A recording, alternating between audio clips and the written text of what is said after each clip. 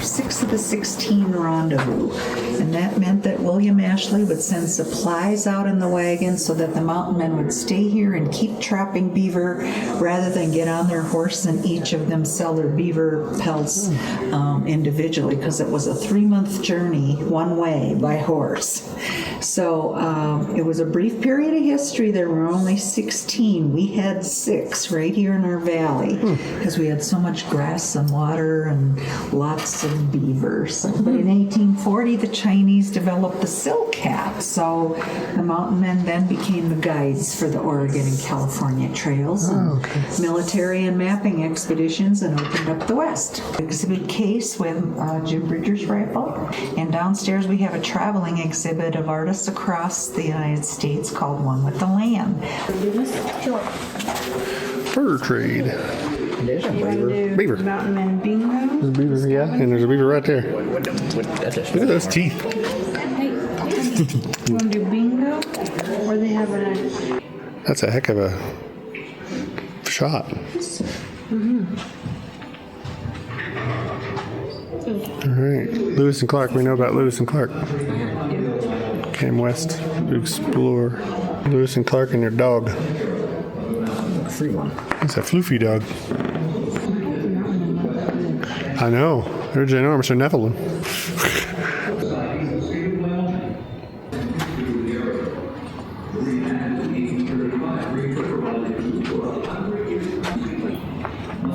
Oh, there's definitely rifles in here. Yeah. Muskets and rifles, probably.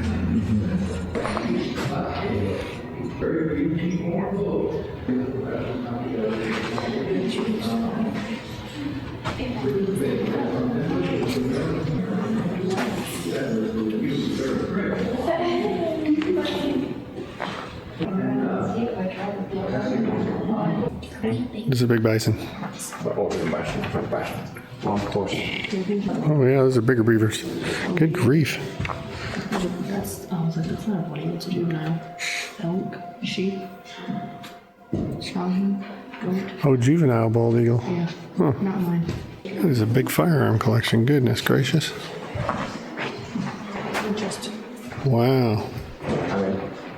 That's a teepee, right? Right there. I think he's gonna lose. A band of white men came to the Rocky Mountains in the 1820s, not to settle the land, but to harvest its riches. They were capitalists, adventurers, or simply hired help. Within 20 years of their arrival, most of them had disappeared. The focus of their enterprise was the pelt of the North American beaver. The result was, I guess you might say, a presence in our imaginations that remains undiminished to this day. We call them mountain men. It was a very dangerous life. You know, the mountain men had 3 great enemies. One was some of the Indians who were their enemies, the other being the grizzly bear, and the third being Mother Nature. Who knows how many mountain men died having a dream and becoming rich in 1 or 2 seasons of trapping and yet losing their lives. It was not an easy life, it was a hard life. The mountain men lived lives of perilous and daring adventure. These men included popular legends such as Jim Bridger, Thomas Fitzpatrick, and Jedediah Smith. And they were after beaver for one reason, and that is there was a demand for beaver to make hats. Not only the skin of the beaver to make the hat, but to make the cufflings to coats, to make blankets that were used in the carriages. Prior to 1825, the bulk of the beaver pelts had been supplied from trading posts on the upper Missouri River. The first traders depended on tribes of Indians to trap the beaver in exchange for blankets and trinkets, food supplies, and weapons. Keelboats plied the river, taking supplies to the trading posts and delivering the pelts down to St. Louis, headquarters for the major fur companies. A combination of opportunity and circumstance changed all of that because, well, the price of the beaver pelts was increasing. William Ashley, who would later become a United States Senator, advertised for 100 men to establish new trading posts farther up the river in the Rockies. This mountain wilderness was not unknown. Ever since the Lewis and Clark expedition, men were aware of vast reaches of land beyond the mountains. Land rich with beaver. They came in search of wealth and adventure. Adventure they found aplenty, but wealth, well, wealth eluded all but a few. They departed just ahead of the great influx of settlers who would find their future in the opening of the American West. Settlers who would use the very trails pioneered by the mountain man. Just Fort Nonsense. Fort Nonsense. Well, there goes. That's a good fit for Grayson. Don't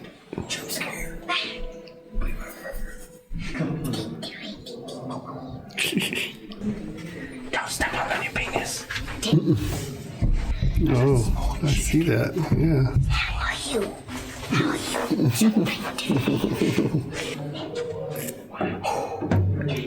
I want a pet rock.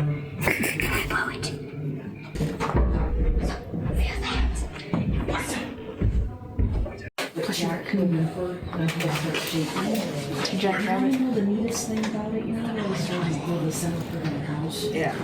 You little beaver. You're a beaver. Love Beaver. You get to keep the papers. And I'll just take your clipboards. Thank you very much for doing that. Did you learn a lot? Yeah. Thank you. Uh-huh.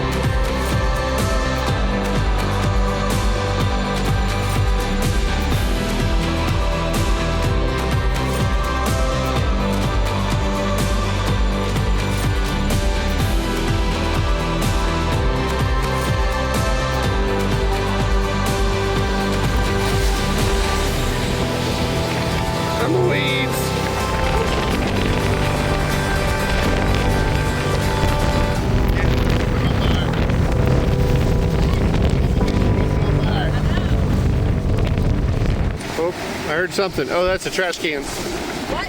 The lids on the dumpsters.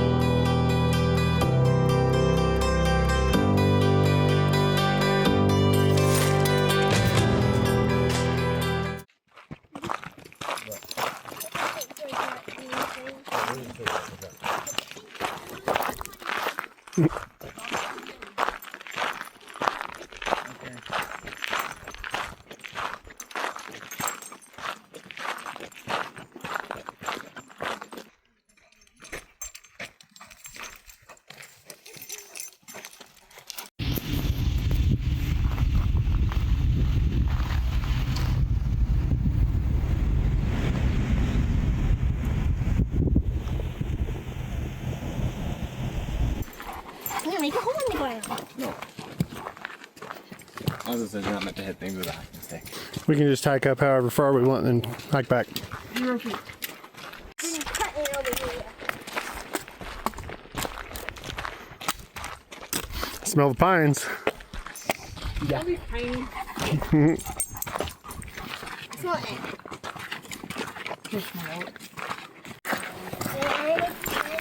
You're gonna make right.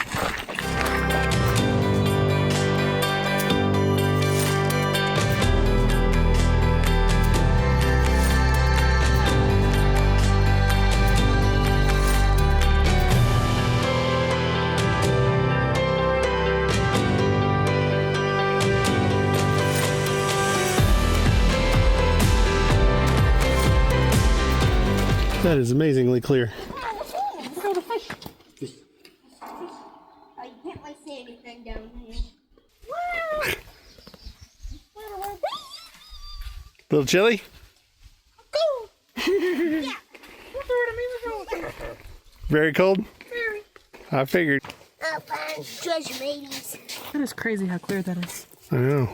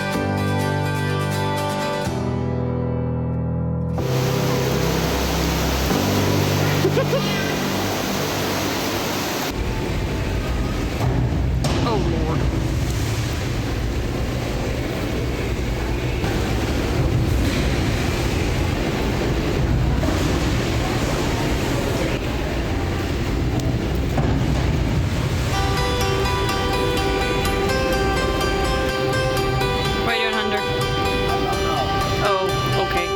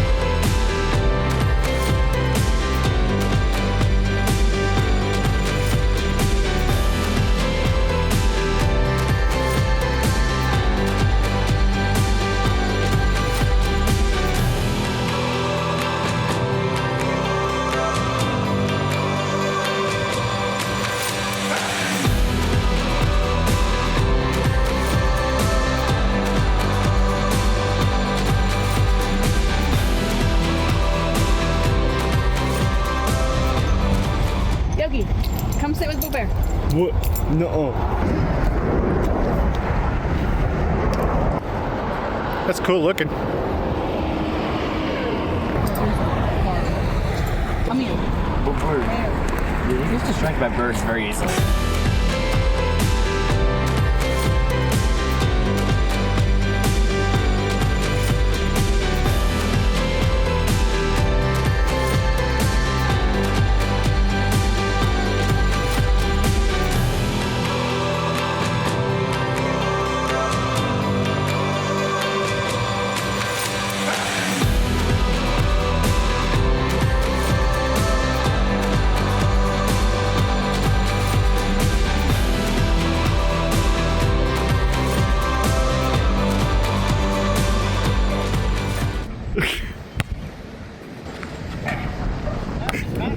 Hit the backboard, it'll bounce in. I can't get in the back. That's the problem. That is how it works. See? Hey, good shot, Grayson. You almost made it. That's regulation height. Might be a little much for you. Try it underhanded. Hey. There you go.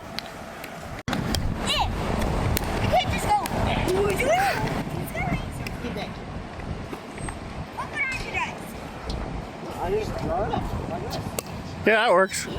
Hit it, Grayson. Or not. Oh, so close, Hunter.